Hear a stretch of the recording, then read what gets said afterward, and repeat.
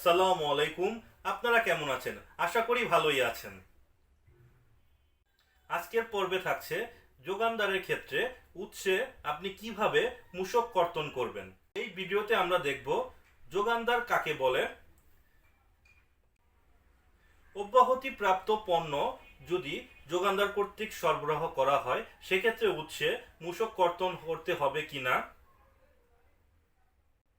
এছাড়াও আমরা দেখব যিনি উৎপাদক তাকে কি যোগানদার হিসেবে গণ্য করে উৎসে মূসক কর্তন করতে হবে কিনা। তো আসুন কথা না বাড়িয়ে চলে যাচ্ছি স্ক্রিনে। এই ভিডিওটি দেখে যদি আপনি উপকৃত হন আপনি অবশ্যই আমার চ্যানেলটি সাবস্ক্রাইব করবেন এবং লাইক কমেন্ট শেয়ার করে অন্যদের শেখার সুযোগ করে দিবেন। Welcome to FM skill sharing. আজকে আমরা দেখব যোগানদারের ক্ষেত্রে উৎসে মূসক কর্তন। তো এখানে আমরা দেখব যোগানদারকে উৎপাদক হিসাবে নিবন্ধিত ব্যক্তি কি যোগানদার হিসাবে বিবেচিত হবে, অব্যাহতি প্রাপ্ত পণ্য বা সেবা যোগানদার কর্তৃক সরবরাহ প্রদানের ক্ষেত্রে উৎসে মূসক কর্তন করিতে হইবে কি না। তো আসুন শুরু করা যাক।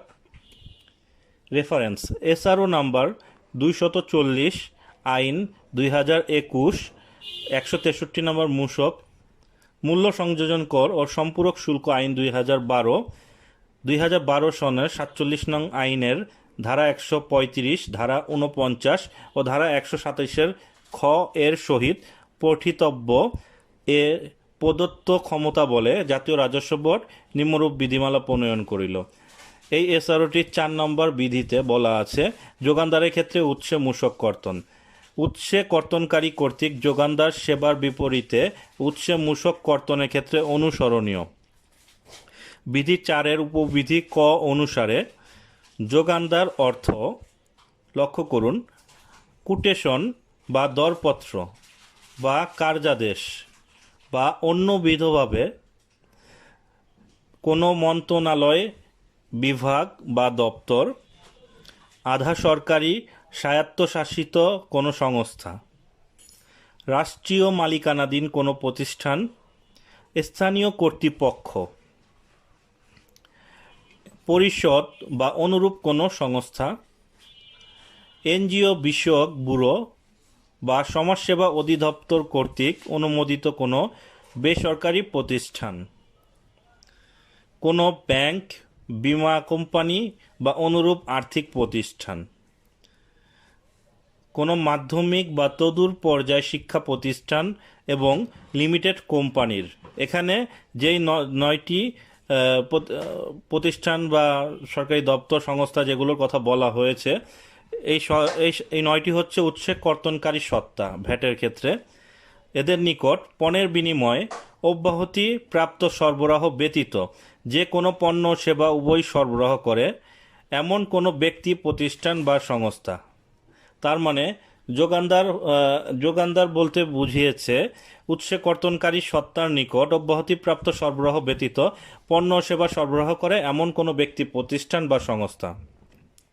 এখানে অব্যাহতিপ্রাপ্ত সরবরাহ প্রথম তফসিল দ্বারা অব্যাহতিপ্রাপ্ত সরবরাহ পণ্য সেবার কথা বলা আছে।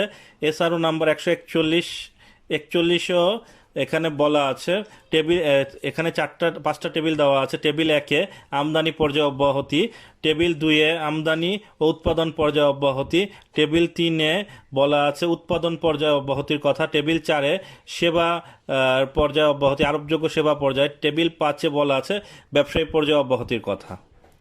তো এই এসআরও নাম্বারটি মনে রাখবেন 141, এটা লেটেস্ট 2021 সালের সংযোজন করা হয়েছে। আমরা একটি উদাহরণ দেখি। কম্পিউটার ও কম্পিউটার যন্ত্রাংশ ব্যবসায়ী পর্যায়ে অব্যাহতিপ্রাপ্ত। যদি কোনো ব্যবসায়ী, দেখুন আমরা একটু রেফারেন্স সহকারে দেখে নেই। টেবিল 5-এ ব্যবসায়ী পর্যায়ে অব্যাহতি, টেবিল 5-এ আমরা শেষের দিকে চলে যাব, শেষের দিক থেকে উপরে 3 নম্বর পেজ, শেষের দিক থেকে 3 নম্বর পেজ, কম্পিউটার ও কম্পিউটার যন্ত্রাংশ, যেটা টেবিল 5-এ অব্যাহতি প্রদান করা হয়েছে। দেখুন ব্যবসায়ী পর্যায়। তো আপনারা রেফারেন্সটি দেখে নিলেন। টেবিল 5-এ কম্পিউটার ও কম্পিউটার যন্ত্রাংশ ব্যবসায়ী পর্যায়ে অব্যাহতি। এখন প্রশ্ন হলো, ব্যবসায়ী পর্যায়ে অব্যাহতিপ্রাপ্ত পণ্য যদি যোগানদার সরবরাহ করে তাহলে কি উৎস মূসক কর্তন হবে কিনা।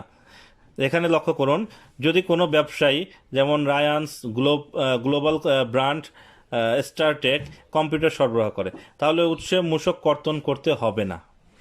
অর্থাৎ যিনি অব্যাহতিপ্রাপ্ত পণ্য সরবরাহ করে তিনি যোগানদার নয়।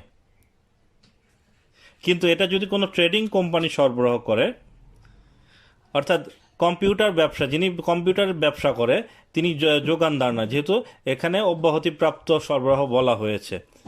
তো আমি এখানে কিছু উদাহরণ দিলাম। এখানে আরও অনেক আছে যারা ওই সংক্রান্ত ব্যবসা করে থাকে, তো তাদের ক্ষেত্রে যোগানদার হিসাবে তাদের ট্রিটমেন্ট হবে না, তাদের ওই ক্ষেত্রে মূসক কর্তন হবে না। অর্থাৎ কিন্তু কোনো সাপ্লায়ার, অর্থাৎ ধরে নিন এবিসি ট্রেডিং কম্পিউটার সরবরাহ করলো, তাহলে উৎসে মূসক কর্তন করতে হবে। তো যোগানদারের সংজ্ঞা এইটুকু আপনারা বুঝতে পেরেছেন। এখন আরও বাকি অংশগুলো আমরা দেখব। সুতরাং উৎপাদক হিসাবে নিবন্ধিত ব্যতীত অন্য ব্যক্তি যাহারা উৎসে কর্তনকারী সত্তার নিকট কোটেশন, দরপত্র বা কার্যাদেশ অন্যবিধভাবে পণ্য সেবা সরবরাহ করে। তো এখানে দেখুন, কোটেশন, দরপত্র, কার্যাদেশের মাধ্যমে এখানে 9টা প্রতিষ্ঠান, সংস্থা বা সরকারি মন্ত্রণালয়ের কথা বলা আছে যারা উৎসে কর্তনকারী সত্তা। এদের নিকট কোটেশন, দরপত্র, কার্যাদেশ যেভাবে পণ্য সেবা সরবরাহ করেন না কেন তারা যোগানদার হিসাবে বিবেচিত হবে। এখানে লক্ষণীয়, উৎপাদক হিসাবে নিবন্ধিত ব্যতীত আর অব্যাহতিপ্রাপ্ত সরবরাহ ব্যতীত, এখানে দুটো কথা বলা হয়েছে। যোগানদার অব্যাহতিপ্রাপ্ত পণ্য সেবা বিক্রি করতে পারবে না এবং উৎপাদক হিসাবে নিবন্ধিত ব্যক্তিকে যোগানদার হিসাবে ট্রিটমেন্ট দেওয়া যাবে না।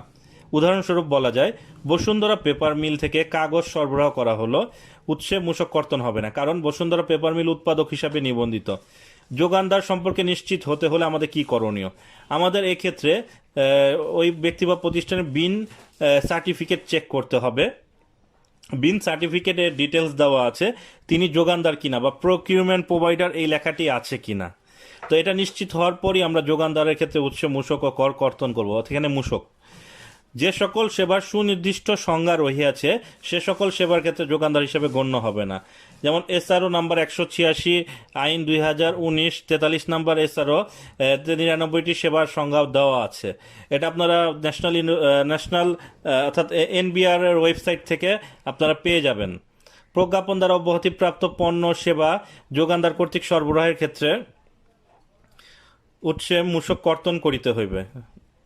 আমি যেটা পূর্বে উদাহরণের সাহায্যে বুঝিয়েছি, লক্ষ্য করুন, এখানে যে প্রজ্ঞাপন দ্বারা অব্যাহতিপ্রাপ্ত কোনো পণ্য সেবা যোগানদার কর্তৃক সরবরাহ করে, যদি প্রজ্ঞাপনের মাধ্যমেও কোনো পণ্য বা সেবাকে অব্যাহতি দেওয়া হয়, সেটা যদি যোগানদার সরবরাহ করে সেই সরবরাহের ক্ষেত্রে উৎসে মূসক কর্তন করিতে হইবে। এখানে আমি পূর্বে যেটা দেখিয়েছি সেটা এসআরওর মাধ্যমে অব্যাহতি দেওয়া হয়েছে। তো এখানে আমরা জানতে পারলাম যে অব্যাহতিপ্রাপ্ত পণ্য সেবা যদি প্রজ্ঞাপনের মাধ্যমে অব্যাহতি দেওয়া হয়, সেই পণ্য সেবা সরবরাহ করে যোগানদার, তাহলে উৎসে মূসক কর্তন করিতে হইবে। তো এই উদাহরণ আপনারা ক্লিয়ার হয়েছেন, আশা করি বুঝতে পেরেছেন। তো এখানে এরপর দেখব, তবে প্রজ্ঞাপনে যোগানদার হিসাবে পৃথকভাবে অব্যাহতিপ্রাপ্ত সেবা উক্ত কর্তনের আওতা বহির্ভূত বিবেচিত হইবে। ধরেন প্রজ্ঞাপনে কোনো নির্দিষ্ট যোগানদারের ক্ষেত্রে কোনো নির্দিষ্ট সেবার ক্ষেত্রে অব্যাহতি প্রদান করা হয়েছে, সেক্ষেত্রে উৎসে মূসক কর্তন করিতে হইবে না, সেটা প্রজ্ঞাপনে সুস্পষ্টভাবে উল্লেখ থাকতে হবে। এবং আচ্ছা, তো আপনারা এই জিনিসটা লক্ষ্য করুন, পৃথকভাবে অব্যাহতিপ্রাপ্ত সেবা, তারপর মূসক আদায় পূর্বক আইনের 3য় তফসিলে টেবিলে উল্লেখিত হ্রাসকৃত হার বা সুনির্দিষ্ট করের পণ্য উৎপাদক কর্তৃক সরবরাহের ক্ষেত্রে যোগানদার সেবার আওতায় মূসক কর্তন প্রযোজ্য হইবে না। আচ্ছা, মূসক আদায় পূর্বক 3য় তফসিলের টেবিলে উল্লেখিত হ্রাসকৃত বা সুনির্দিষ্ট করের পণ্যসমূহ উৎপাদনকারী কর্তৃক সরবরাহের ক্ষেত্রে মূসক কর্তন হইবে না। তো আসুন আমরা একটা সামারি করি। সামারি হচ্ছে, উৎসে কর্তনকারী সত্তার নিকট পণ্য সেবা সরবরাহ ক্ষেত্রে উৎসে মূসক কর্তন করিতে হইবে, যেটা কোটেশন বা দরপত্রের মাধ্যমে।